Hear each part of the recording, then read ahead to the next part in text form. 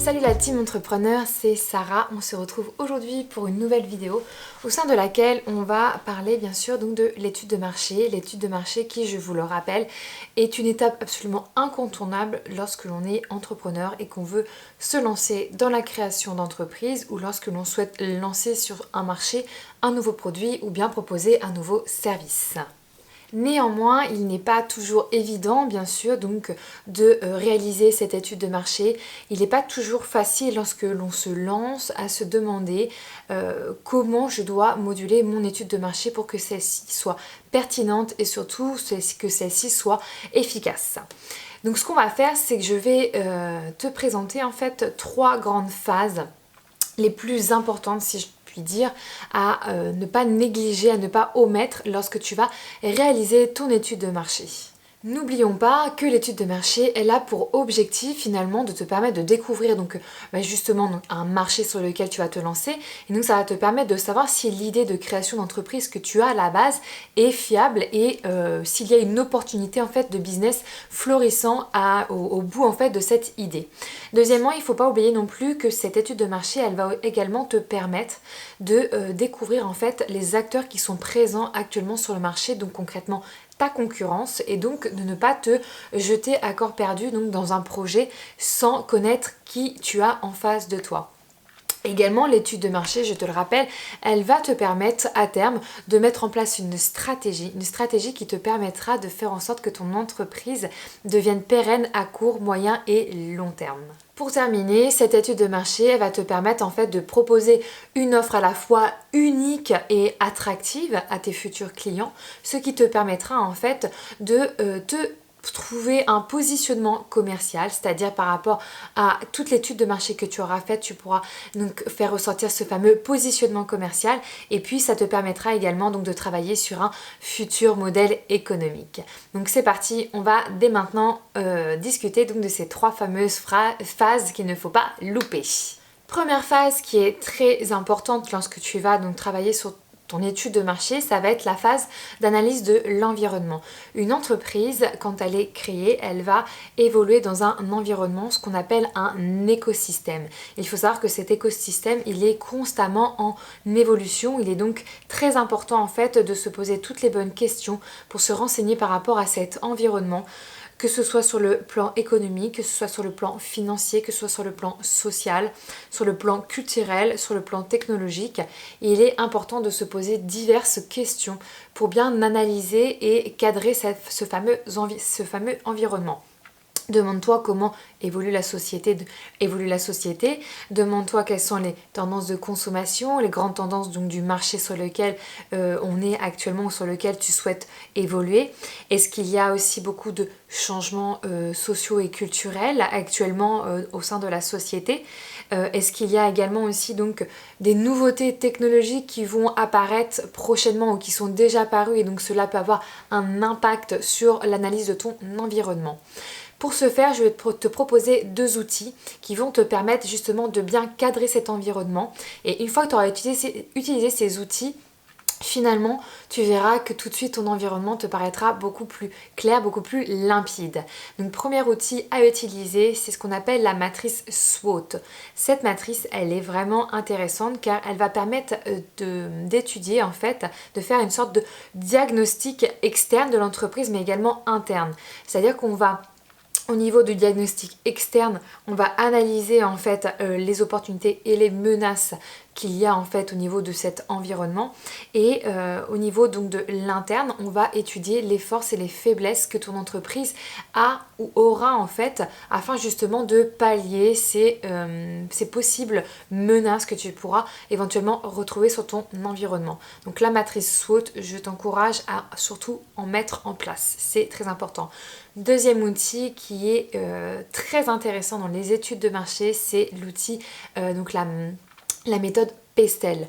La méthode PESTEL, c'est très intéressant puisqu'on va analyser en fait finalement donc l'environnement concrètement, en partant aussi bien donc de la politique, de l'économie, de l'environnement, de la technologie, au niveau aussi social et culturel et donc au niveau légal. Pour ceux que ça intéresse, je vous refais basculer vers une autre de mes vidéos où donc je détaille un peu plus tous ces outils et donc ça sera peut-être plus intéressant pour ceux qui veulent aller plus loin. Deuxième phase qui est incontournable lorsque l'on réalise une étude de marché, ça va être l'analyse de sa concurrence. C'est vraiment un point indispensable car à moins d'être dans l'innovation majeure, sinon obligatoirement tu rencontreras des concurrents qui seront déjà en place peut-être depuis très longtemps pour certains et pour d'autres depuis moins longtemps. Quoi qu'il en soit, il faut connaître sa concurrence car connaître sa concurrence va te permettre en fait de pouvoir te différencier. Donc il va falloir se demander qui est ta concurrence? Qu'est-ce qu'il propose? Qu'est-ce que fait cette concurrence sur le marché? Comment il le fait? À quel prix? C'est des questions qui sont indispensables puisque finalement, ça va te permettre de proposer ce qu'on appelle une véritable valeur ajoutée. Je m'explique. Une fois que tu vas connaître ta concurrence, tu vas savoir concrètement ce qu'elle propose sur ce marché. Tu vas pouvoir, toi de ton côté, en fait, te positionner par rapport à cette concurrence afin de proposer tout simplement en fait de la valeur ajoutée dans ton produit et ou dans ton service.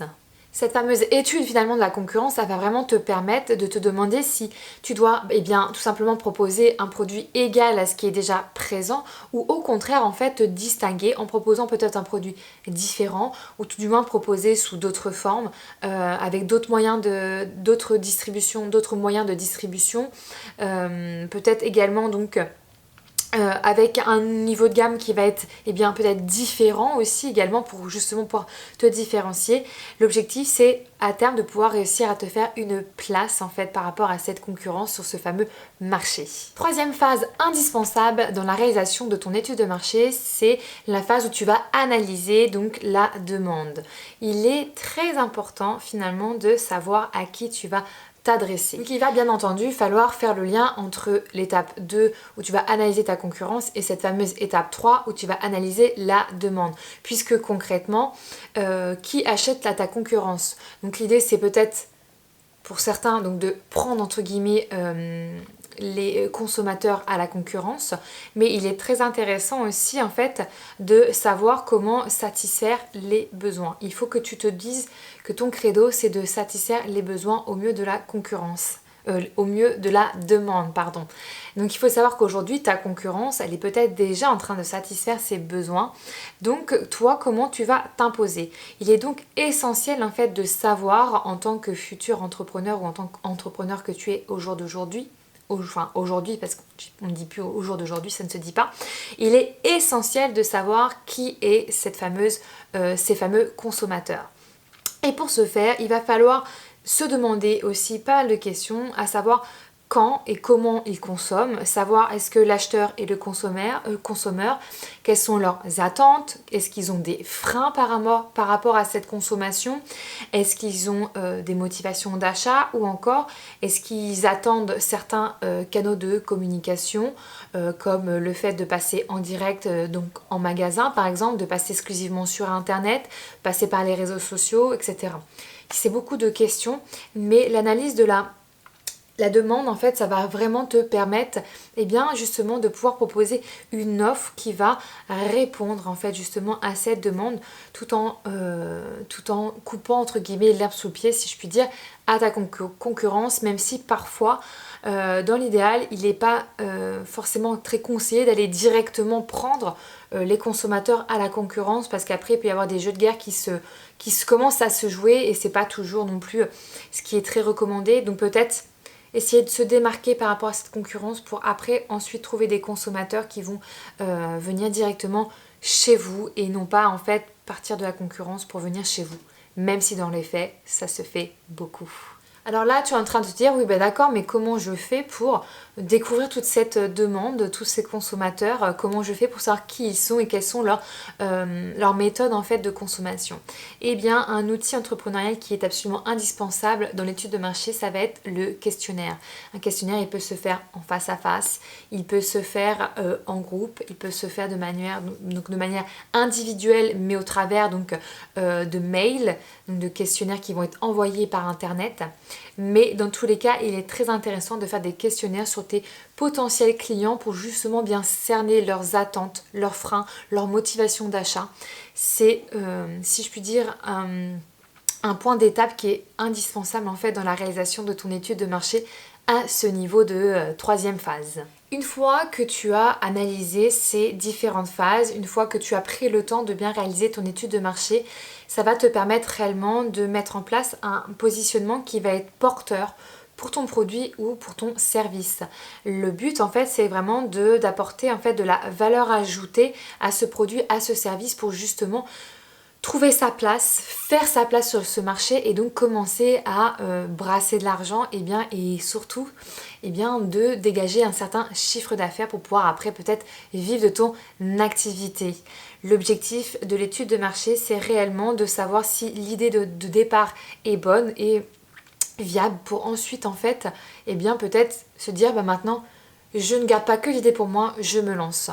Une fois que cette étude de marché au niveau de cet environnement, de cette concurrence et de cette demande est faite, bien entendu, et surtout, on n'oublie pas, on passe ensuite à l'étude du financement, du plan financier de son entreprise.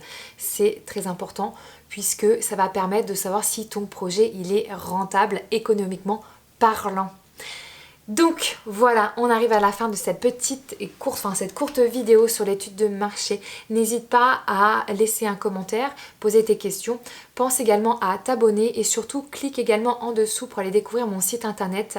Tu vas pouvoir trouver dessus l'ensemble de mes programmes où je détaille pour ceux qui le veulent, ceux qui le désirent en fait, tout ce qui va être l'étude de marché, les stratégies d'entreprise à mettre en place au niveau donc de ton projet. On se retrouve très rapidement avec une nouvelle vidéo.